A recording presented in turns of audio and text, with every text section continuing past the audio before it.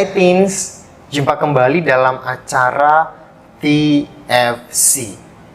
Kali ini kita akan menyimak tulisan Pendeta Agus Gunawan dalam buku renungan Teens for Christ dengan judul Strawberry Generation berdasarkan 1 Timotius 4 ayat 12 sampai 16 bersama saya Obed Reinhard Siregar.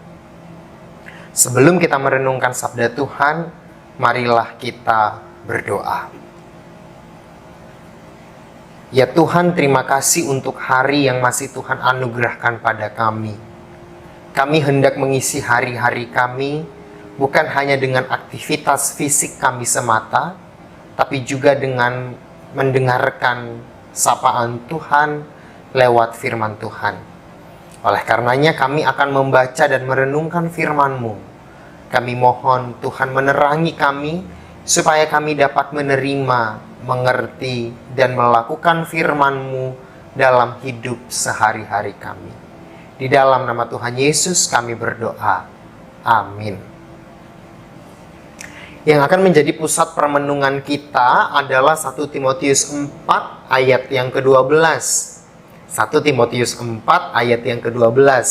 Saya akan bacakan untuk kita semua menurut Alkitab Terjemahan Baru edisi kedua. Begini dikatakan di sana. Jangan seorang pun menganggap engkau rendah karena engkau muda. Jadilah teladan bagi orang-orang percaya dalam perkataanmu, dalam tingkah lakumu, dalam kasihmu, dalam kesetiaanmu, dan dalam kemurnianmu. Sampai sejauh itu pembacaan firman Tuhan. Teens, ada seorang psikolog bernama Thomas Likona yang pernah mengatakan bahwa generasi abad ke-21 ini berisiko mengalami kemerosotan karakter akibat perkembangan dunia yang begitu cepat.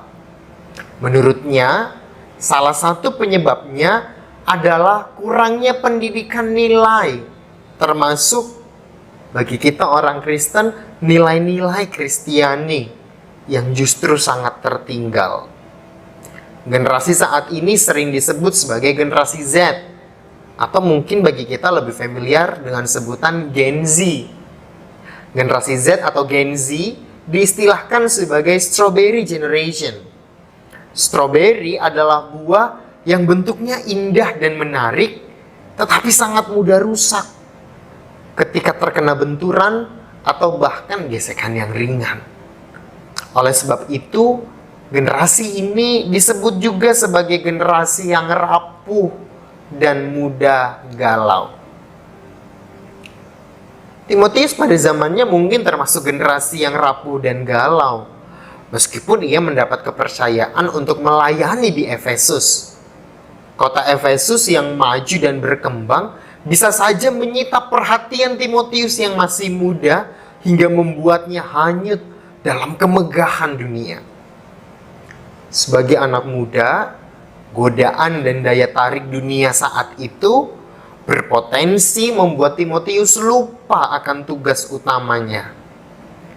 Oleh sebab itu, Paulus memberikan penguatan melalui suratnya kepada Timotius. Paulus menasihati bahwa meskipun Timotius masih muda, ia tetap bisa menjadi teladan dalam pelayanan. Timotius harus berusaha sungguh-sungguh membangun dirinya menjadi pemuda yang berkualitas dan takut akan Tuhan melalui perkataan, tingkah laku, kasih, kesetiaan, dan kemurnian. Teens, meskipun kamu dianggap sebagai Strawberry Generation, kamu juga masih bisa kok menjadi teladan yang baik seperti Timotius. Bagaimana caranya? Nah, sama seperti Timotius, kamu harus tekun membaca firman Tuhan dan menggunakan karunia yang Tuhan percayakan sebaik-baiknya. Mulailah belajar melayani sejak dini, baik di rumah, sekolah, maupun gereja. Bangunlah dirimu dan teman-temanmu menjadi komunitas pembelajar yang baik. Dengan melakukan hal-hal tersebut, kamu akan menjadi generasi yang cerdas, tangguh, dan beriman. Amin. Mari kita berdoa. Tuhan, terima kasih karena firman Tuhan hari ini mengingatkan kami untuk tidak nyaman pada situasi sekarang.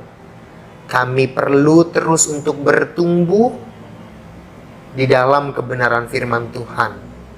Kami mau di tengah masa muda ini, Tuhan memakai kami untuk menjadi berkat dan teladan di rumah, di sekolah, di gereja, atau dimanapun Tuhan menempatkan kami.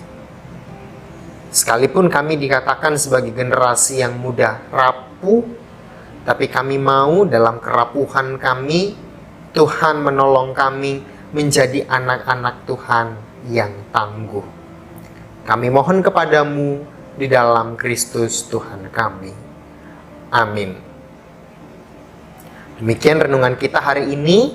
Jangan lupa subscribe, like, dan bagikan kepada yang lain. Tuhan memberkati kita semua.